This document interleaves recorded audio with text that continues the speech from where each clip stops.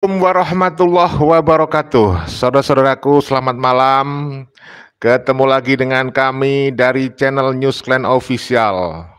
Saudara-saudaraku yang kami banggakan, yang kami muliakan dimanapun Anda berada, dari Sabang sampai Merauke, dari Miangas sampai Pulau Rote. Pada kali ini kita akan informasikan terkait bukan kasus ya, terkait fenomena viral, yaitu kejadian beberapa waktu yang lalu ya, bagaimana setelah Kiai Haji Miftahul Akhyar ceramah di Gresik, kemudian dapat respon dari berbagai unsur masyarakat, dari berbagai pihak, ternyata salah satunya dari Dr. Soleh ketika podcast di channel Pada Suka TV bersama dengan Pak Yusuf Maros, juga bersama Dr. Ubaidillah.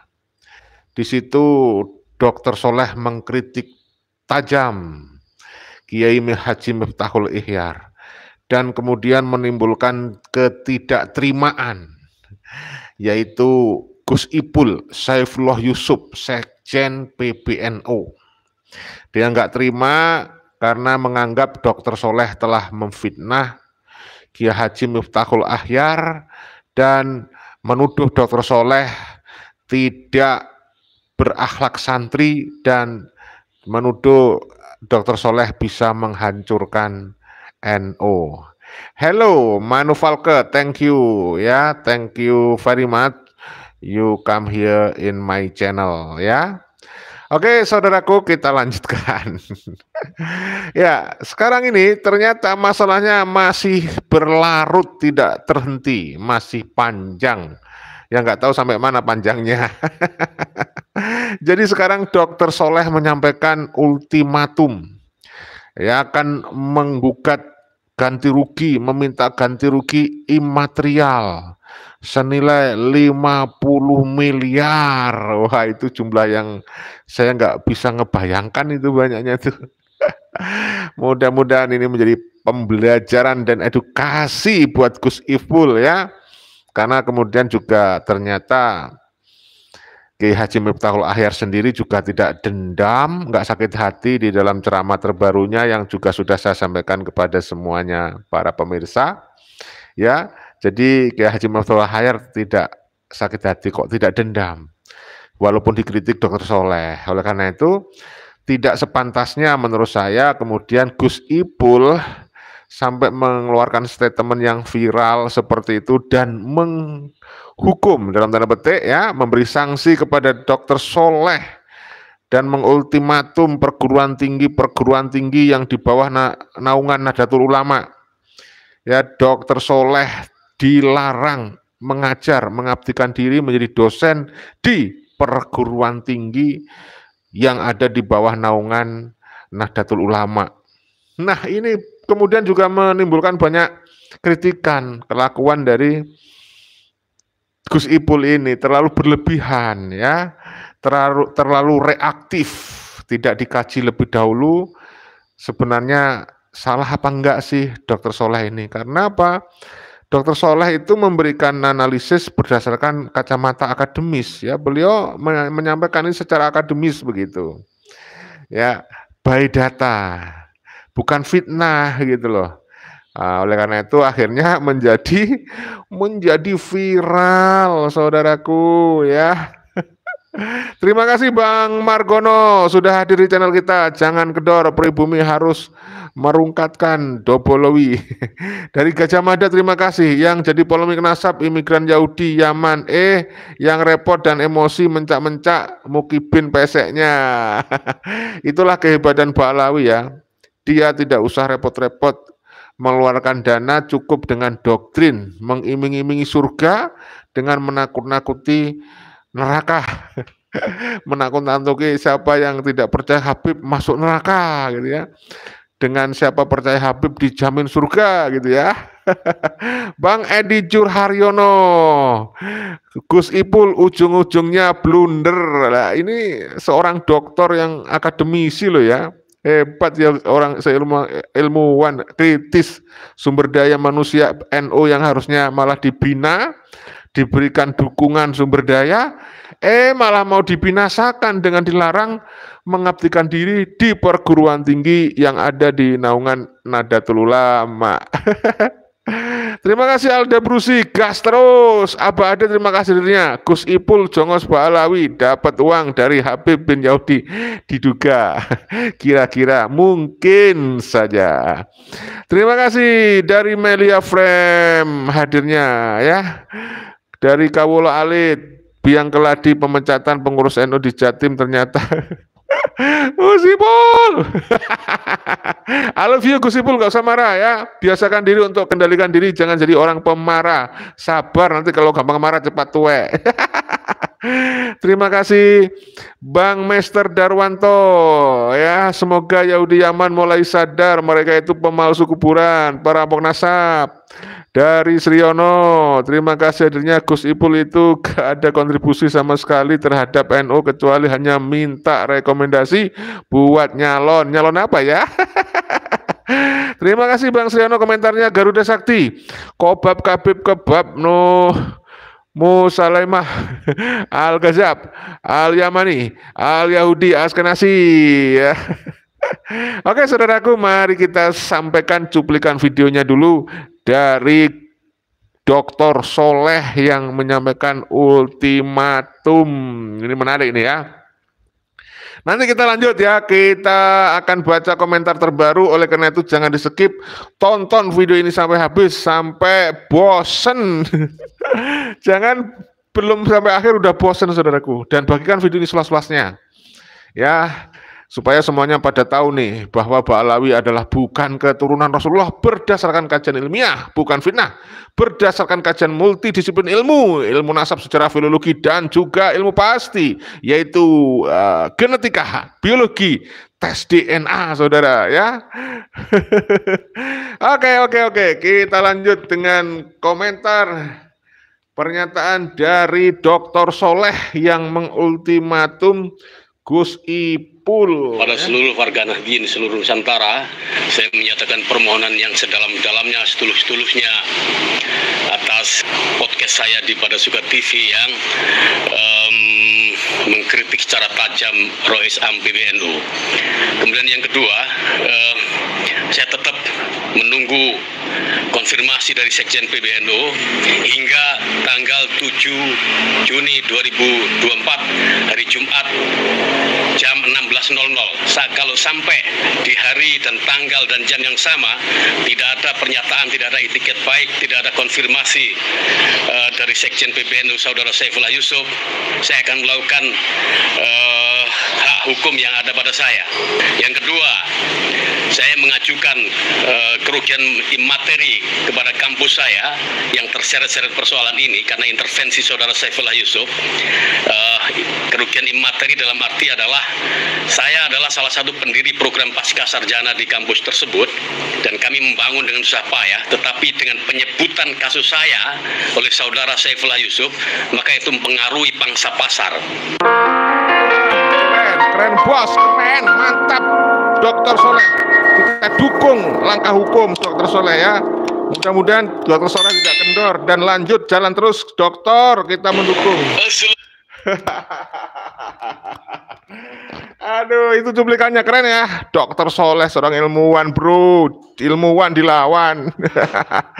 Jadi harusnya orang-orang kritis yang cerdas pandai seperti ini itu diberi ruang seluas-luasnya oleh PBNU, oleh Nahdlatul Ulama, oleh kampus-kampus perguruan tinggi yang dimiliki oleh NU, biar supaya perguruan tinggi itu cepat maju, bisa mengejar ketertinggalan dengan perguruan tinggi yang lain. Kalau perlu semoga kita doakan dengan adanya banyak dokter-dokter cerdas sekelas Dr. Soleh itu dibina, diberi ruang yang seluas-luasnya, bisa membawa perguruan tinggi NU yang di bawah naungan NU bisa go internasional gitu ya.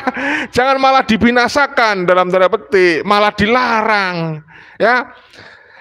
Apa hanya yang diberi ruang adalah orang-orang yang bisa menjilat atau yang penjilat, yang tidak punya kapasitas keilmuan, tidak punya otoritas keilmuan tapi pandai menjilat, itu yang mau diberi ruang, itu yang mau disuruh ngajar. Aduh, jangan dah.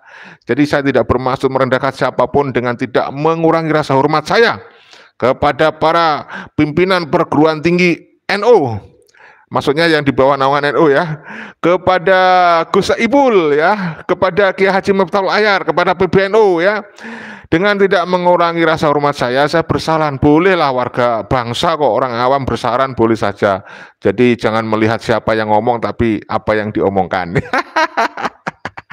Jadi kalau saya boleh bersaran, orang-orang sekaliber Dr. Soleh ini harus diberi ruang untuk mengabdi, diberikan fasilitas untuk mengembangkan diri, itu harusnya ya, biar tambah bisa menularkan ilmunya beliau, menyebarkan daya kritis ya, kemampuan kepada dosen-dosen yang lain, gitu loh. Terima kasih Guru Badrun Dinar Mulia. Saya dukung Dr. Soleh. Harun Rosid, jangan ikuti penjajah dan jongosnya. Dari Bang Irwan Darmansa, biar cerdas anak bangsa. Mantap. Dari Garuda Sakti, haram hukumnya mengaku curian Nabi sebelum tes DNA. Mantap saudaraku. Kita lanjut ya, dari Dr. Soleh. Kita simak baik-baik bagaimana komentar beliau ini ya. Nggak tahu nih, kan kejadiannya ultimatumnya sudah hari Jumat tuh. Sekarang nggak tahu apakah sudah konfirmasi. Bisa jadi sudah ya. Saya belum dapat kabar dan informasi ya. Oke. Abah Ade, terima kasih hadirnya lagi. Jangan kendor. Bapak Dr. Soleh hajar terus. Jongos Balawi full. Dari kosong PBNU sibuk gali tambang. Enggak terpikir masalah warga.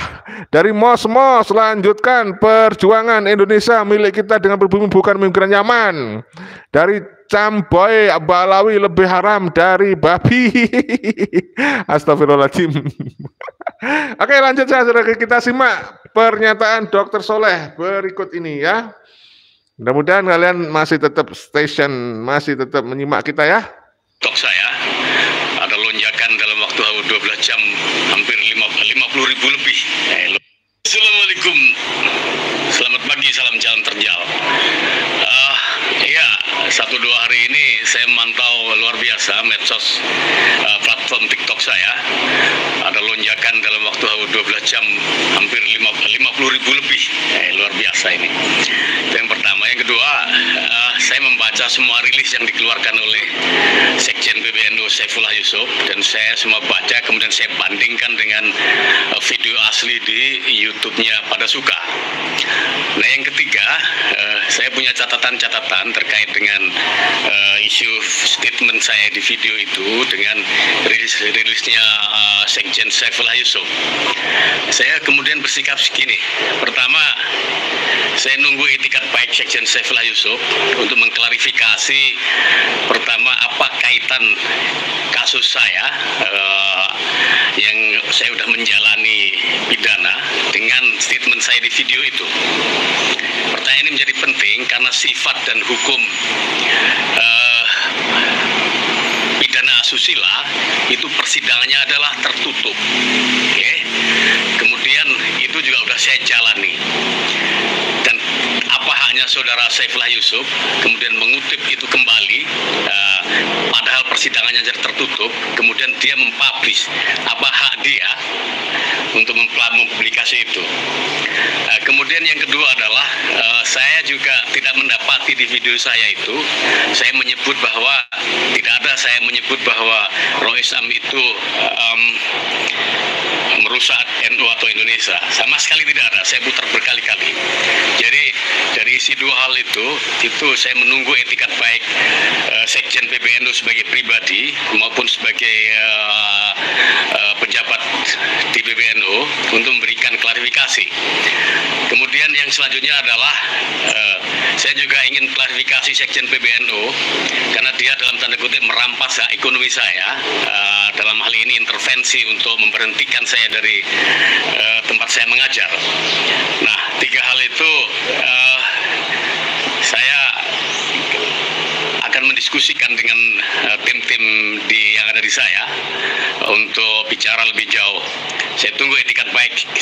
Sekjen PBNU Saifullah Yusuf. Assalamualaikum warahmatullahi wabarakatuh. Wow, ngeri sedap ya. Assalamualaikum warahmatullahi wabarakatuh. Masya Allah. Saya sampaikan 3 hal pada kesempatan ini.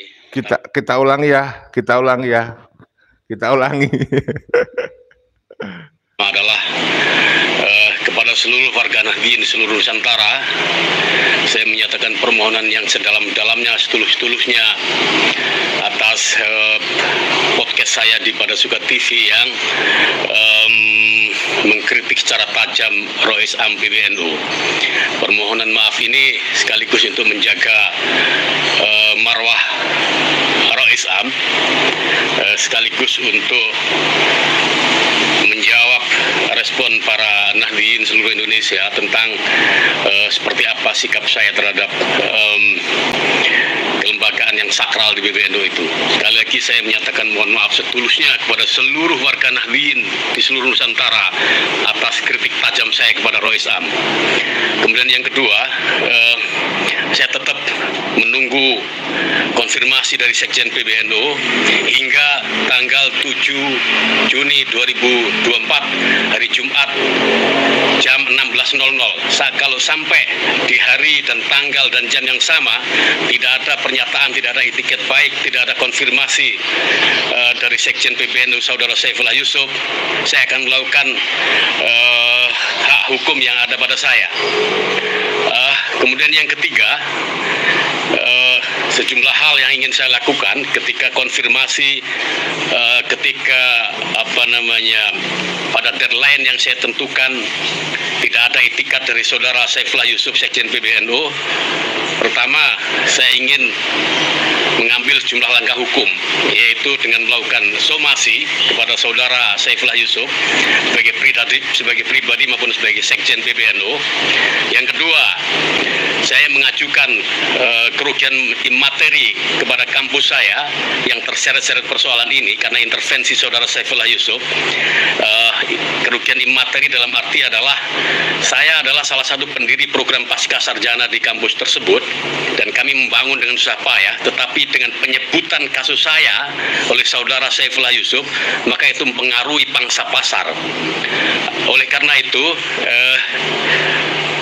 kerugian imateri yang kita ajukan itu sebanding, atau dalam konteks hal ini kita tengah membangun rusunawa kampus yang nilainya sekitar 50-an miliar. Saya ingin Saudara Saifullah Yusuf mengirim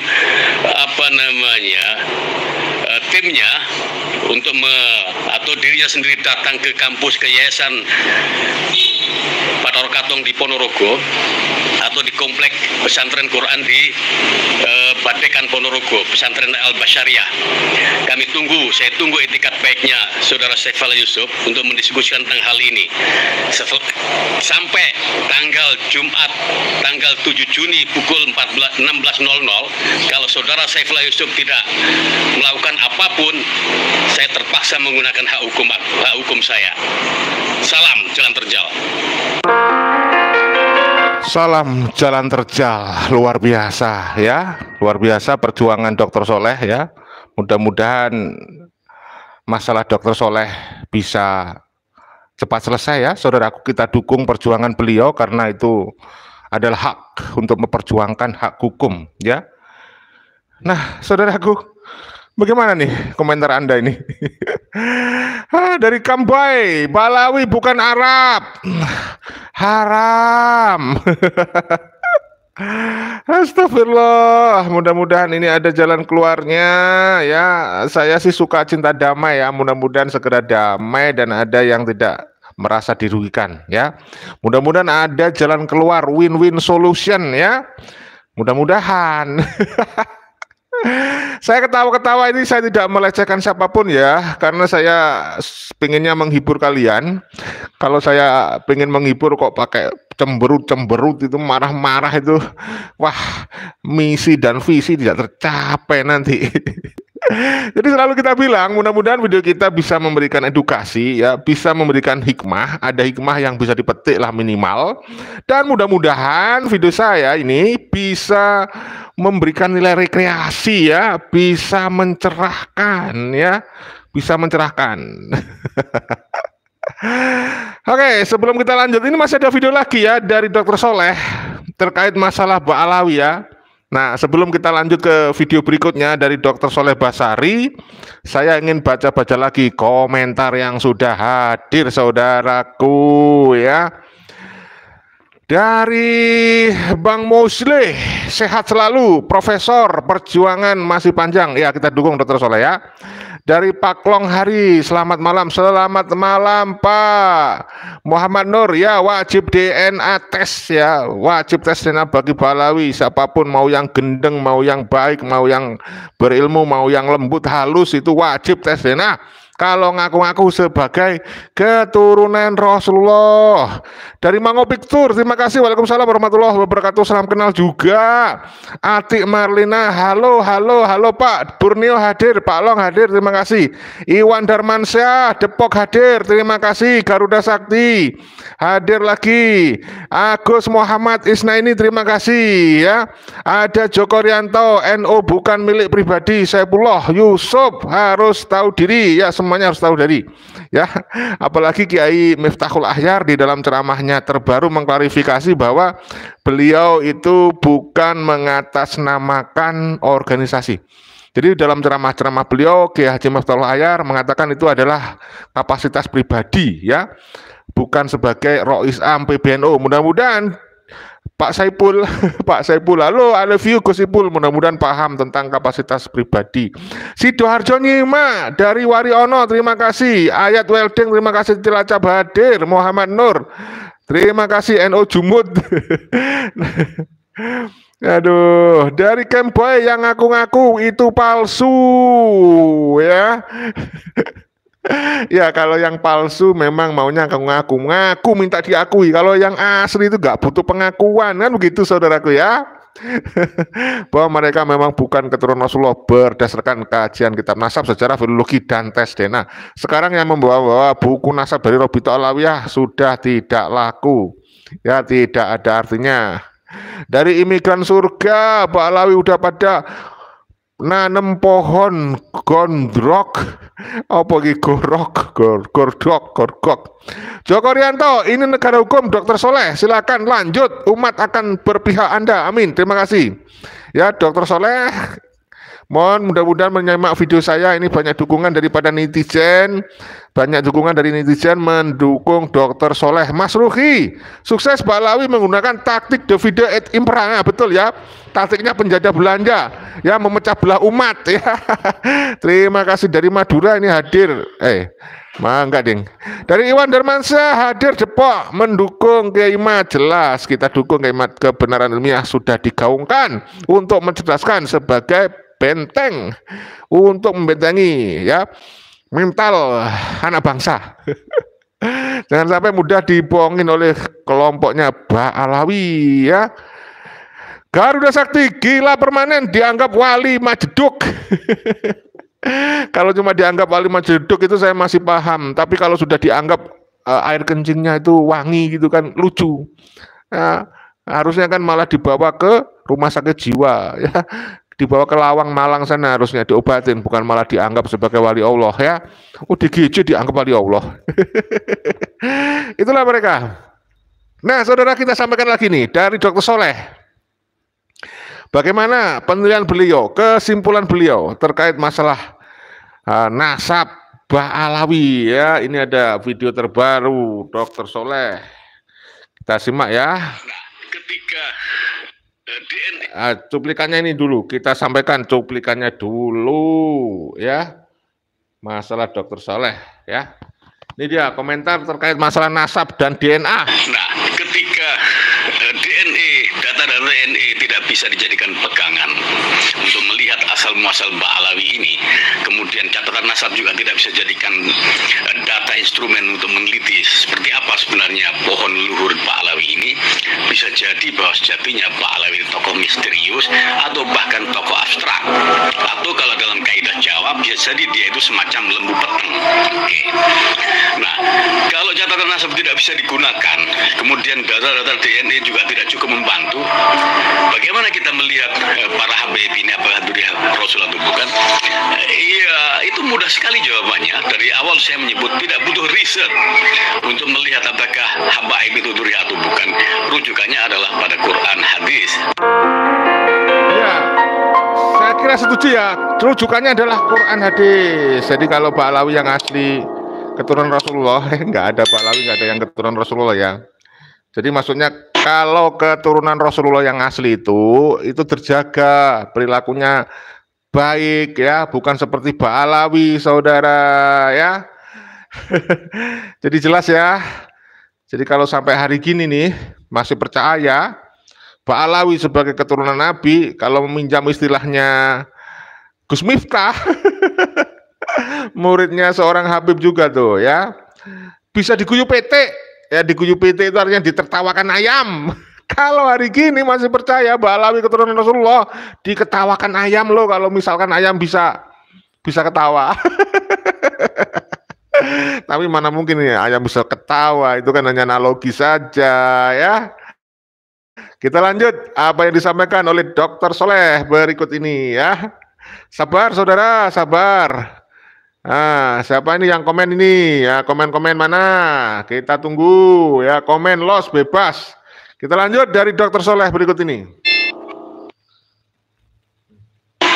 Salam jalan terjal. Ba'alawi misterius dari catatan nasab dan misterius dari tes DNA. Saya mengkaji secara serius tentang apakah Ba'alawi ini layak untuk diriset, untuk dicari genealoginya, apakah nyambung pada Rasulullah atau tidak. Perdebatan yang ada adalah dimulai dari catatan nasab sebagai instrumen penelitian. Yang kedua, catatan tentang Ba'alawi ini juga bisa dilacak dari data-data tentang tes DNA. Kita bisa bahas pertama adalah tentang catatan nasab. Seperti kita simak selama ini, terjadi ada kontradiksi atau terjadi antara mereka yang pro Ba'alawi dan anti Ba'alawi. Yang pro Ba'alawi menyebut bahwa catatan nasab yang mereka punya menyebut bahwa meyakini bahwa Ba'alawi atau Ubaidillah ini nyambung pada Rasulullah. Sementara pada kelompok yang anti Ba'alawi, Kiai Maduddin, Usman Al-Bantani, kemudian Said Qori Aceh, dan kemudian Gus Fuad Pleret serta Kiai Ubaidillah Rembang menyatakan dari catatan nasab yang ada dari Syajaratul Mubarakah menyebut meyakini bahwa Ba'alawi tidak nyambung. Ba'alawi adalah tokoh misterius, tidak terdeteksi dalam buku tersebut. Nah, ketika catatan nasab sebagai instrumen riset tidak menemukan, tidak ada titik temu antara yang pro dan kontra Ba'alawi, otomatis tidak bisa dipaksakan sebagai instrumen riset. Kalau dipaksakan sebagai instrumen riset, maka hasilnya mudah ditebak. Bagi yang pro Ba'alawi, otomatis dengan catatan nasab yang dia punya, maka Ba'alawi adalah nyambung pada Rasulullah.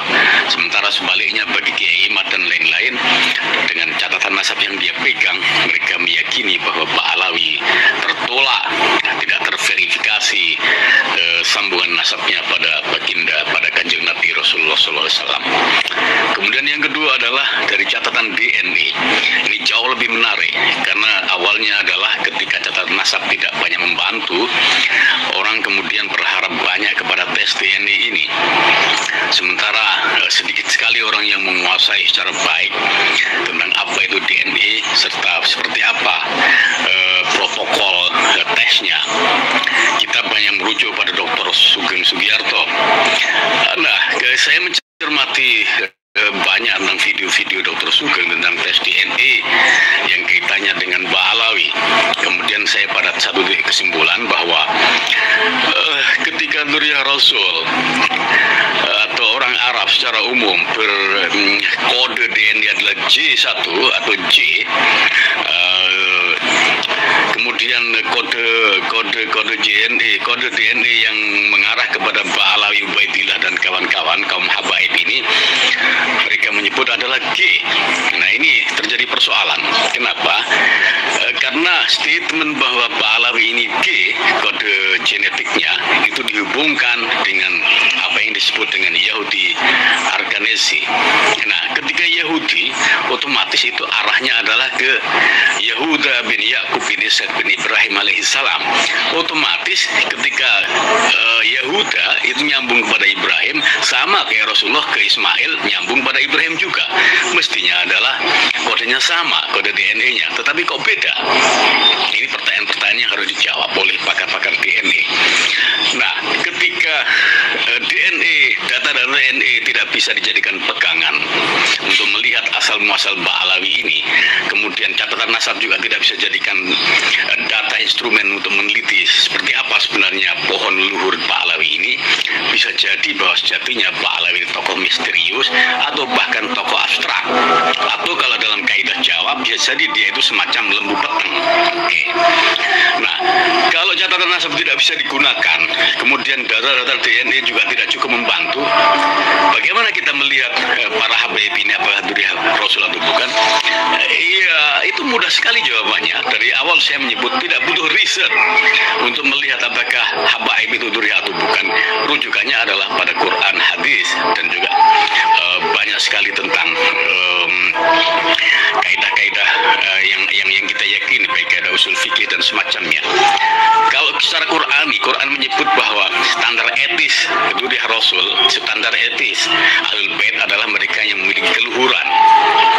Mereka tidak mungkin melakukan kenistaan, kerendahan, apalagi meminta-minta atas nama apapun, apalagi mengancam-ngancam dengan surga atau dengan neraka ketika mereka tidak dipenuhi permintaannya.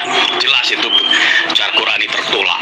Nah, kemudian cara hadis sama, Rasul bahkan lebih tegas bahwa dzurriyyahku tidak boleh melakukan kesalahan-kesalahan, dzurriyyahku tidak boleh melakukan dosa-dosa. Dzurriyyah Rasul ini atau Ahlul Bait Rasul ini berbeda dengan dzurriyyahnya nabi-nabi sebelumnya. Kalau dzurriyyah nabi sebelumnya seperti Nabi Nuh misalnya, punya anak Kanaan yang dia tidak taat kepada ayahandanya Nabi Nuh, kemudian dihukum secara langsung. Dzurriyyah Rasul tidak akan terjadi seperti itu, karena digaransi langsung oleh Allah, diintervensi kesuciannya, keluhurannya, kemuliaannya. Innama yuridullahu liyudhhiba ankum rijsa ahlal baiti wa yutahhirakum tathhira. Itu adalah garansi langsung dari Allah bahwa dzurriyyah Rasulullah SAW tidak mungkin melakukan kenistaan, tidak mungkin berbuat rendah, tidak mungkin melakukan mengemis-ngemis kehormatan, mengemis keluhuran, mengemis-ngemis materi. Wallahu a'lam.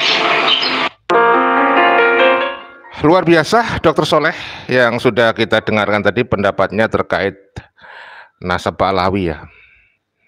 Jadi tanpa riset pun kita bisa tahu Pak Alawi bukan dzurriyyah Nabi ya, dari Al-Quran, hadis. Cuman masalahnya Al-Quran sering dipelintir-pelintir oleh Habib karena mengaku dzurriyyah Nabi. Mereka merasa paling benar dan paling Islami. Hadis pun dipalsu-palsukan oleh oknum Habib karena merasa paling benar dan paling Islami. Ya. Sehingga agak menjadi persoalan memang, ya. Kuncen Kire, terima kasih hadirnya lagi, ya. Pandeglang mendukung 100%, ya, 1000% bahkan, ya. Ki Haji Imaduddin Usman, Dija aja terima kasih, gak ada keturunan Rasul Muhammad, tapi keturunan apa itu tadi? Tapi keturunan Ali yang ada, betul. Dede Darussalam, Muhibin mabuk kecubung, gak tahu arah, ya. Habib gak apa ini, gak apal pijakan, haduh parah, ya parah pol, parah sekali ya saudaraku ya. Dari siapa lagi nih? Dari murid, ya, Sherlock Gus mau nantang apa ini? Tok mempan gak dibacok.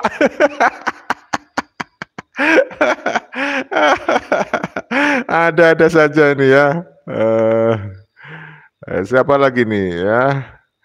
Dari Habib Curut bin Apem bin Ngibul Habib Bejat. Astagfirullahaladzim, mantap.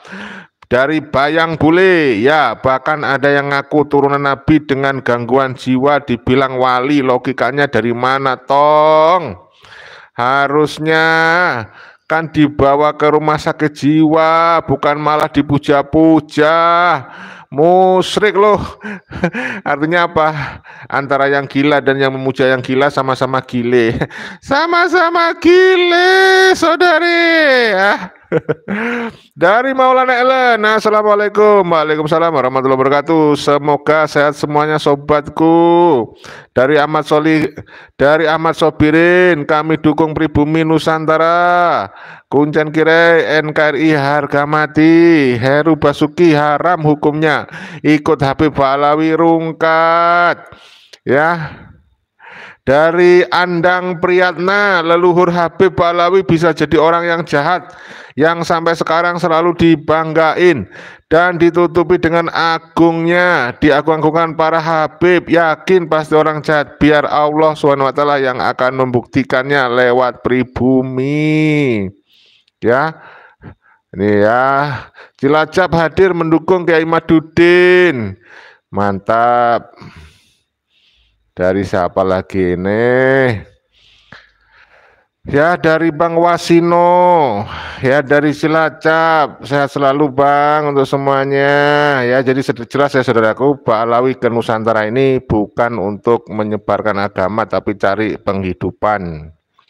Dari Bogor, Habib Curut bin Apem hadir. Kembaran A, saya pencinta cucunya Rasulullah, silakan. Agung Setiadi, anak murid Gupron, terima kasih. Catatan Rod, astagfirullah, kok bisa bilang gitu? Garuda Sakti, gila permanen dianggap wali kejeduk. Kuncen Kire, amin. Catatan Ridho, padahal Islam masuk melalui mereka. Nah, ini orang-orang yang belum tahu sejarah itu ya, begitu itu ya. Islam masuk dari Wali Songo, Bung, bukan dari Habib. Dasar nggak paham sejarah, ngaku pinter. Ya, nah, Garuda Sakti, gila permanen dianggap wali majeduk. Dari catatan Ridho, kok bisa Wali Songo? Ini orang baca buku ya, baca buku sejarah atau kuliah dulu di jurusan sejarah di berbagai fakultas sejarah. Banyak tuh ya. Dasar dungu. Oke saudaraku, ya kita lanjutkan lagi. Jadi Ba'alawi itu bukan keturunan Rasulullah, itu satu. Ya tentu saja bagi Muhibin yang anggap, oh kok bisa bilang Ba'alawi bukan keturunan Rasulullah. Tuh lihat itu jubahnya, imamahnya putih-putih. Tuh lihat dia bisa menjamin surga. Ada. Jadi berdasarkan kajian ilmiah, Ba'alawi itu bukan keturunan Rasulullah. Berdasarkan kajian kitab Nasat Sejarah dan tes DNA. Ya, kalian tahu Ba'alawi imigran Yaman itu datang ke Nusantara awal abad 19, akhir abad 18. Jadi seperti yang disebutkan oleh Kiai Madudin, mereka di Yaman sana kesulitan ekonomi. Dia itu marginal hidupnya, tersisih orang pinggiran. Ya, karena mereka ingin mendapatkan kemuliaan lalu ngaku-ngaku sebagai keturunan Rasulullah. Ya, lalu datang ke Nusantara jual diri di pasar budak. Ya, kalau bahasa istilahnya sekarang, masa harus saya ulangi? Ya nggak apa-apa lah saya ulangi biar ingat. Mereka menjual diri di pasar buruh atau pasar pusat tenaga kerja lah kalau sekarang. Lalu dibawa Belanda ke Nusantara untuk menjadi jongos ante-ante Belanda. Jadi Yaman itu pada masa itu ekonominya sangat akut ya, sekarang aja miskin apalagi dulu ya. Mereka hanya mampu menghidupi warganya dari 20% saja. Sisanya yang 80% berhamburan menjadi tenaga kerja asing, termasuk sebagian ke Nusantara ikut Belanda. Lalu di Nusantara ngaku cucu Nabi. Lah orang Nusantara kan baik-baik, agamis, sangat menghormati cucu Nabi, sangat religius, sehingga ketika ada orang mengaku cucu Nabi, ya dipercaya aja, husnuzon. Nah, jadi kalau ada yang bilang bahwa Ba'alawi datang ke Nusantara menyebarkan Islam, itu bohong, karena tujuannya mereka yang paling dominan cari cincin Nabi Sulaiman, analoginya gitu. Apa aja menjadi harta kekayaan, jabatan, kemuliaan gitu. Kenapa? Karena jauh sebelum itu ya Islam itu sudah hadir di Nusantara. Jadi para Ba'alawi datang itu Islam sudah banyak ya, sudah banyak warga Islam Ya, dari keturunan Wali Songo itu berjuang mengusir penjajah. Ya, jadi lawannya para Ba'alawi ya keturunan Wali Songo ya. Yang kemudian Ba'alawi kan memang ahli mencangkok, core of the core, ngaku-ngaku ahli memalsukan. Nah, karena untuk membodohi umat dia bilang Wali Songo itu dari Ba'alawi. Wali Songo itu Habib ya, kucluk itu namanya. Beda bro nasabnya. Kalau nasab Wali Songo itu sambung ke Rasulullah. Kalau Ba'alawi tidak sambung, terputus 550 tahun menurut Kiai Haji Maduddin Utsman ya. Cara mereka apa? Supaya diakui di Nusantara, memalsukan sejarah. Apa yang dipalsukan? Ya antara lain itu membelokkan sejarah Wali Songo. Ya, jadi Wali Songo itu bukan keturunan Ba'alawi. Ya, ingat itu. Baca buku-buku sejarah. Jadi, ya jauh sebelum Ba'alawi datang abad 18 akhir awal 19 itu bangsa Nusantara sudah mayoritas Islam, sudah diajari Islam oleh Wali Songo ya. Ingat itu ya, mana tahu Ba'alawi dan para mukhibin ya, karena sudah terlanjur kena doktrin, nggak mau belajar sejarah ya. Nah, kemudian para Ba'alawi ini memframing ya bahwa mereka adalah keturunan Wali Songo. Ya itu bohong ya, jangan mau dibodoh-bodohin. Dan Kiai Maduddin sudah membuka banyak sekali kitab-kitab dari Ba'alawi itu yang penuh interpolasi dan manipulasi. Bahkan ada yang manuskrip itu dipalsu ya biar ketok seolah-olah itu asli. Itu banyak ditemukan. Kalau orang awam seperti kita mungkin nggak ngerti ya. Lalu di Nusantara dia tidak hanya memalsukan sejarah, ada oknum-oknumnya memalsukan makam ya. Kenapa? Supaya diaku sebagai orang pribumi ya, supaya diaku punya jasa ya untuk kemerdekaan misalnya, ikut berjuang gitu. Itu memang gaya mereka. Bahkan di framing orang-orang Ba'alawi datang ke Nusantara membawa bisaroh ya, itu sering kita ungkap itu ya. Masa nggak paham-paham sih? Ya, nah masa harus disuruh ngulang-ngulang? Tapi nggak apa-apa, karena juga Ba'alawi suka mengulang-ulang kebohongan. Ngaku-ngaku cucu Rasulullah itu kan mengulang-ulang kebohongan. Kebohongan ditutup lagi dengan kebohongan, kebohongan ditutup lagi dengan kebohongan sehingga masyhur kebohongan itu dianggap kebenaran. Selama berapa abad nggak ada yang berani itu membongkar. Karena kiai waktu itu kan nggak ada waktu kali ya, atau mikirnya lah sudah ben-beno ngaku-ngaku sing dosa ya mereka kan gitu. Apalagi pada waktu itu Kiai Nusantara masih sibuk memperjuangkan NKRI mengusir penjajah. Jadi ketika ada kelompok Ba'alawi yang ngaku-ngaku jurian Nabi ya sudahlah husnuzon saja gitu. Saya yakin kalau pada masa itu kiai-kiai kita ada yang mau riset tahu ya mereka juga nggak akan percaya kepada Ba'alawi. Saya yakin mereka juga pada akhirnya mengatakan seperti Kiai Maduddin, haram hukumnya meyakini Ba'alawi sebagai keturunan Rasulullah karena sudah ada data-data dan fakta-faktanya ya. Nah, hati-hati dengan doktrin-doktrin Ba'alawi ya saudaraku. Gitu loh ya. Lalu Ba'alawi ini dan para muhibinnya kan suka framing-framing itu, nuduh-nuduh bahwa Kiai Maduddin itu apa namanya, apa itu yang kemarin viral tuh, Khawarij ya, dan para pendukungnya Khawarij ya. Lalu Wahabi ya, Wahabi dari mana? Beliau benar-benar seorang Nahdlatul Ulama loh ya, jiwanya jiwa Nahdlatul Ulama, punya pondok pesantren ya. Lalu ada yang bilang Khawarij, Wahabi, Syiah dari mana ya? Ba'alawi itulah ya. Ya, Ba'alawi itulah ya, sukanya menuding orang lain padahal dirinya sendiri ya, mengkafir-kafirkan orang lain, kafirnya diri sendiri nggak sadar, mengiblis-ibliskan orang lain, iblisnya di dalam dirinya sendiri nggak sadar ya kan, mendajal-dajalkan orang lain, dajal dirinya sendiri nggak sadar lah. Salah satu ciri dajal itu kan suka bohong. Nah, ketika seseorang Ba'alawi mengaku cucu Nabi itu sudah kebohongan. Kebohongan itu. Maka di situ ada kriteria sebagai dajjal di situ ya. Naik ke langit sampai 70 kali. Merah 70 kali, bisa menurunkan rantai emas dari langit. Nah, kehebatan Ba'alawi itu ya. Bisa memadamkan api neraka. Waduh, luar biasa. Inilah saudaraku, kita harus benar-benar ya membentengi pola pikir anak muda, cucu-cucu kita, generasi muda, anak-anak kita gitu ya. Jangan sampai ke depan bangsa ini dikuasai secara mental, intelektual, jadi jongos ya. Jadi mereka itu menggunakan politik agama, memanipulasi ajaran agama, agar orang lain tunduk, takluk buta, mengkultuskan mereka supaya seperti kerbau ditusuk hidungnya. Kan jelas itu pada awal-awal mereka mendirikan FPI. Coba si Rizik Syihab di framing, apa yang dikatakan Rizik adalah sabda Nabi.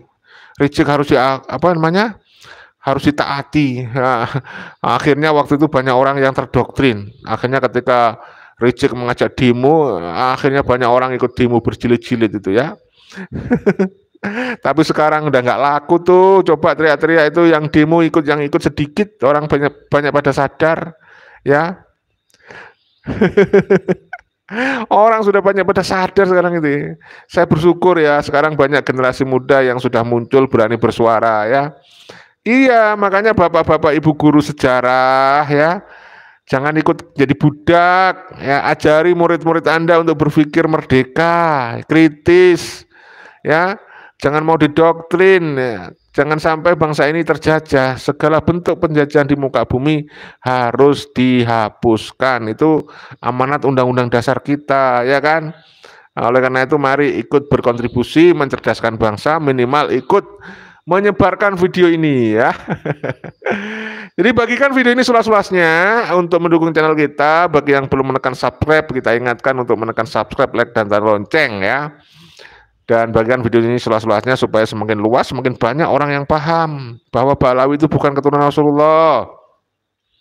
Apalagi yang ngaku-ngaku cucu Nabi itu, alah, jauh panggang dari api tuh. Hari gini masih ngaku-ngaku cucu Nabi, menunjukkan kebodohannya.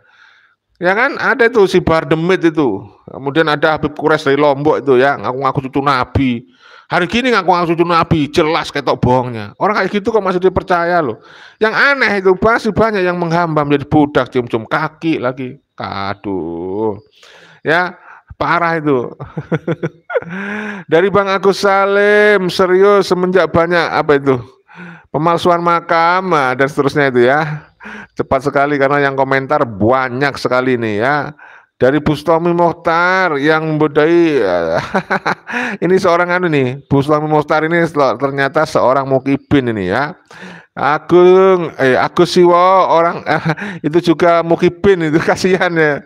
Ya, mukibin itu suka membodoh-bodohin orang, mendajal-dajalkan orang, menyetan-nyetankan orang, setannya diri sendiri tidak disadari. Ya, gimana coba, itu mereka itu karena sudah apa ya, kedoktrin nih gitu ya, namanya orang kedoktrin tuh sudah kayak dicuci otaknya saudara.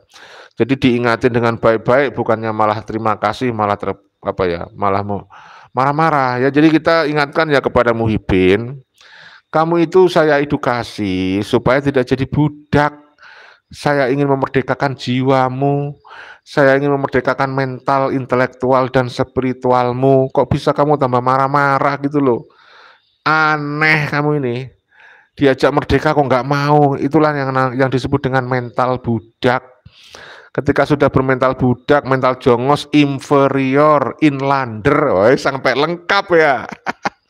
Itu ketika dinasihati, dikasih masukan, mana bisa. Karena hanya mereka sudah mengandalkan keyakinan. Repot sudah kalau ketemu orang-orang yang sudah logika akal sehatnya nggak jalan. Sudah macet ini, repot sudah. Jadi isinya cuma marah-marah. Kalau kita ketawa-ketawa, kita senyumin aja. Mereka marah-marah, mencaci maki kita. Ya, kan aneh. Ya, ditunjukin jalan yang lurus, kita dicaci maki. Ya, diingetin dicaci maki. Gimana gitu loh. Itulah korban doktrin berbahaya. Makanya benar yang disampaikan oleh Gus Watweret. Bahaya kelompok-kelompok yang mengkapitalisasi nasab. Lalu mendoktrin umat Islam dari warga Nahdliyin. Akhirnya apa? Karena korban doktrin itu, si Muhib Muhibin sudah nggak berfungsi logika akal sehatnya, nalarnya nggak bisa berfungsi lagi, kasihan kan, gitu loh. Ya, jadi kayak si para penghibin nih suka nyebut orang lain iblis, ya, padahal iblisnya sendiri nggak diakui di dalam dirinya, repot sudah. Ya saudaraku, jadi intinya begini, saya lanjut ceritanya ya. Balawi di Nusantara, kalau kalian ada cerita misalnya Balawi datang membawa bisaroh, tidak, katanya ada yang cerita tuh ya, oknum Habib yang diduga memalsukan makam. Saya ulangi lagi nih cerita, katanya dia nih Balawi yang menyebut dirinya Habib itu, tapi dia nggak layak mendapat sebutan Habib, makanya kita bilang Balawi itu Habib palsu itu, karena yang bisa atau yang layak untuk disebut Habib ya Rasulullah. Nah, Balawi ini banyak cerita kurofat, cerita bohong. Katanya Balawi datang ke Nusantara bawa bisaroh, mengetuk pintu pribumi untuk ngasih sembako. Telek. Justru yang terjadi fakta yang ada di lapangan, Balawi mengetuk pintu-pintu rumah pribumi mau ndawir. Nah, ketahuan ya, kamu ketahuan berbohong lagi. Ya. Nah, kemudian di Nusantara, dia itu kan dari zaman Belanda sampai zaman sekarang ini kan sukanya mendekati penguasa atau ingin berkuasa, ingin membangun hegemoni kekuasaan dengan menggunakan politik agama, memanipulasi ajaran agama untuk menguasai mental orang dengan ancaman-ancaman neraka, tidak mendapatkan syafaat, ya, tidak mendapatkan surga. Jadi mereka terus mendoktrin, begitu. Akhirnya banyak waktu itu yang kedoktrin. Sampai sekarang sih masih banyak juga ya. Tapi paling enggak kan perjuangan kita ini walaupun tidak semudah membalikkan telapak tangan, kan progresnya kelihatan. Dari hari ke hari semakin banyak orang sadar tercerahkan, tidak lagi menjadi budak spiritual, ya. Banyak sekarang yang bangkit, ya. Jadi banyak orang itu tadinya muhibin, ya. Seperti misalnya yang kita viral kemarin itu Haji Rhoma Irama, loh. Kalian harus belajar dari Haji Rhoma Irama, ya. Kalau sekelas Haji Rhoma Irama aja bisa sadar, ya, bahwa banyak sekali doktrin-doktrin Habib yang menyesatkan. Bahkan ketika beliau masih remaja, ketika satu lokasi berdakwah atau ceramah dengan Habib, itu ketemu waktu itu di masa remajanya, Habib itu mendoktrin, langsung dikritik oleh Bang Haji, ya, lalu ditegur Bang Haji oleh Habib senior yang sudah meninggal. Tidak boleh omong-omong, jangan diulang gitu kan. Nah, Bang Haji kan masih muda remaja, menghormati, disimpan dalam perut. Dia pikir sudah nggak ada yang mendoktrin begitu, tapi sekarang ternyata banyak temukan doktrin-doktrin menyesatkan. Sampai kemudian viral, Kiai Madudin mempublikasikan hasil riset bahwa Balawi bukan keturunan Rasulullah. Akhirnya Rhoma Irama membuka rahasia yang beliau simpan pendam puluhan tahun, akhirnya membuka diri, wah, mengkritik. Banyak sekali itu doktrin-doktrin yang menyesatkan. Tapi satu hal untuk pesan untuk muhibin, Bang Haji itu juga muhibin, paling enggak dia menyebut muhibin karena sebagai sahabat. Jadi banyak sahabat-sahabat dari Balawi menjadi sahabatnya Bang Haji. Jadi beliau menjadi muhibin, menghormati, mencintai Habib bukan karena nasabnya, gitu loh. Karena sahabat, karena saudara, sebangsa dan juga seiman, gitu ya. Jadi Balawi itu seperti Bang Haji itu, Bang Haji namanya tidak taklid buta, ya. Sehingga sekarang ini kalian itu muhibin dan juga Balawi nggak usah takut kehilangan cinta warga Nusantara. Termasuk saya nih. Saya ini muhibin loh. Siapa bilang saya bukan muhibin? Ya, saya merujuk bersanad ilmu kepada Bang Haji Rhoma Irama. Saya muhibin. Saya mencintai semua warga bangsa tanpa terkecuali.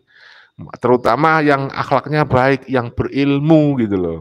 Ya, dasarnya cinta apa? Ilmu yang dia miliki, ketakwaan, keimanan yang dia miliki gitu. Bukan karena nasab. Nasab nggak bisa jamin surga, bro. Ya, hanya Ba'alawi saja yang membuat cerita palsu ya. Ngaku-ngaku bisa jamin surga, kalian mau itu namanya diperdaya ya. Ya, jadi jangan sampai jadi jongos di negeri sendiri. Sudah saatnya merdeka ya. Kalian ini ada itu tuh yang komen, kamu ini ngeritik Habib. Habib itu nggak ada yang korupsi. Mana ada Habib korupsi? Kamu bodoh, kurang informasi ya. Bahkan Habib yang dulu nantang Kiai Madudin itu yang mau debat pada tanggal 28 Mei 2024 yang lalu di UIN Syarif Hidayatullah, ya kan dia seorang Habib itu malah profesor yang pernah diduga, bukan diduga lagi, sudah masuk penjara, itu udah divonis oleh hakim itu korupsi. Jadi saudara perlu dibedakan antara akhlak, antara ilmu dan nasab. Membatalkan nasab itu tidak berarti membatalkan sanad ilmu. Ya, nggak ada hubungannya itu. Ya, jadi kalau soal akhlak kita akui, tidak menafikan ada oknum-oknum Habib yang akhlaknya baik. Kalau soal ilmu, saya mengakui ada oknum Habib yang punya ilmu, yang punya otoritas keilmuan. Siapa contohnya? Jelas viral, yaitu Profesor Quraish Shihab. Bapaknya Mbak Nana Shihab, itu contoh Habib yang baik akhlaknya. Kita nggak menafikan. Tapi, nah ini penting catatan ini, sebagaimana yang disampaikan oleh Gus Fuad Pleret. Kalau soal nasab itu berlaku untuk semua Ba'alawi. Kalau ngaku sebagai nasabnya sambung kepada Rasulullah, harus membuktikan dirinya, memiliki surat-surat seperti sepeda motor misalnya, atau mobil, ada STNK-nya, ada BPKB-nya, ada cek fisik ya. Sehingga siapapun Ba'alawi yang ngaku durian Nabi, mau yang halus, yang lembut, yang berilmu, yang dobol, yang ODGJ itu, nah, dia harus bisa membuktikan. Dengan apa? Minimal tes DNA ya. Kalau hanya menunjukkan kitab nasab dari Robito Alawiyah ya nggak laku, sudah nggak dipercaya.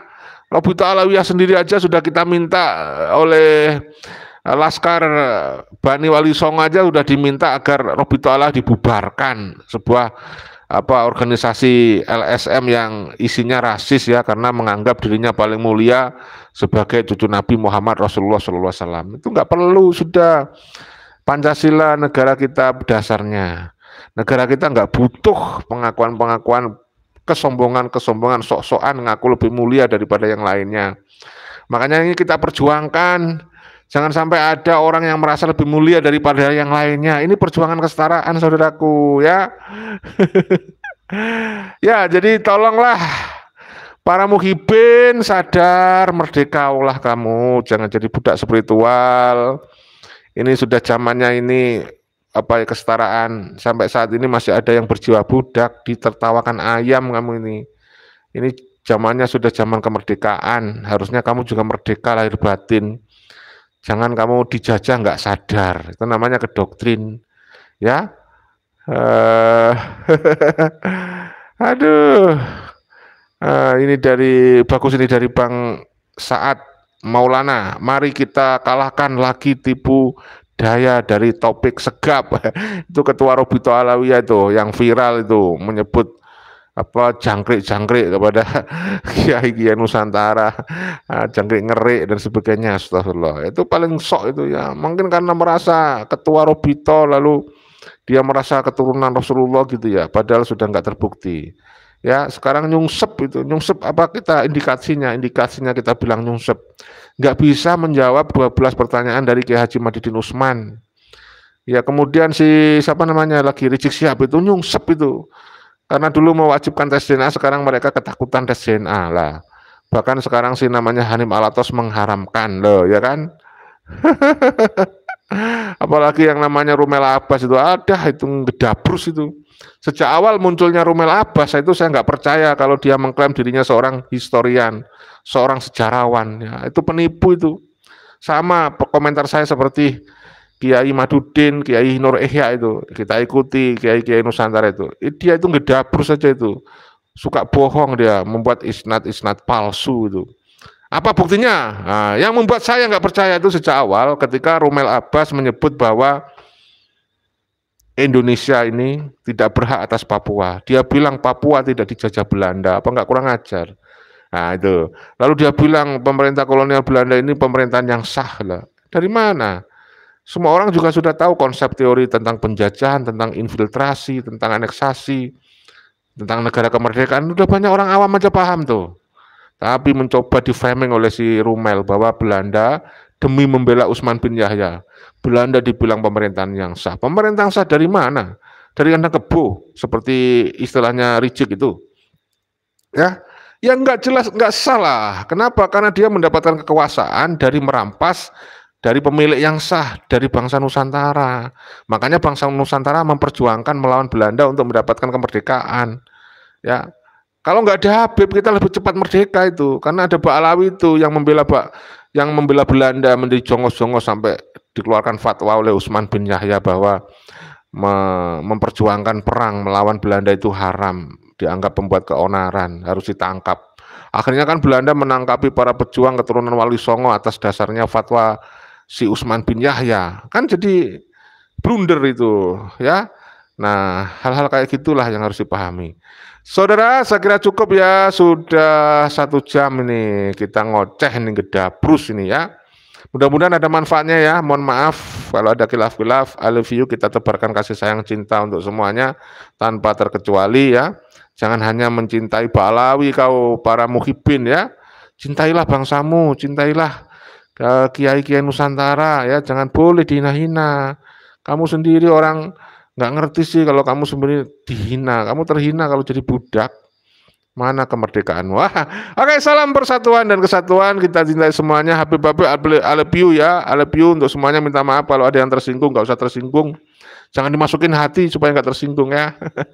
Salam persaudaraan, salam persatuan, salam Pancasila Jaya, salam NKRI harga mati, salam Bhinneka Tunggal Ika. Wassalamualaikum warahmatullahi wabarakatuh. Merdeka!